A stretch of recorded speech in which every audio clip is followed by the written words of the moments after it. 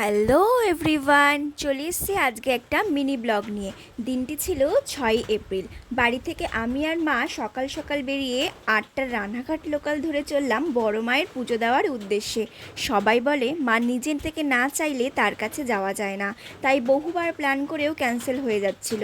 তাই অবশেষে যখন মা চাইলো আমার পুজো, সেই ভেবে মনটা খুব আনন্দ ছিল। প্রথমবারের জন্য মাকে দেখব বলে ট্রেন থেকে নৈহাটি স্টেশনে নেমে ঝটপট করে পুজোর জন্য ডালাটা নিয়ে নিলাম। তারপর কিছুটা হাঁটার পর দেখি, ওরে বাবা, কত বড় লাইনে দাঁড়িয়ে প্রায় 1.5 ঘন্টা কেটে গেল। মায়ের দর্শন পেতে একটু তো কষ্ট করতেই হবে বলো। অবশেষে মায়ের মন্দিরে প্রবেশ করলাম। মায়ের অপরূপ সুন্দর মুখটা দেখে মনটা যেন পুরো ভালো হয়ে গেল। তারপর ভক্তি ভরে পুজো দিলাম। তারপর চলে আসলাম পাশেই গঙ্গার পাড়ে একটু ঘুরতে। কিছুক্ষণ সময় কাটিয়ে ফিরে গেলাম বাড়িতে। আমার এই মিনি ব্লগটা কেমন লাগলো একটু কমেন্ট করে জানিও। দেখা হবে আবার কোনো নেক্সট কোনো ব্লগ নিয়ে। ততক্ষণের জন্য টাটা।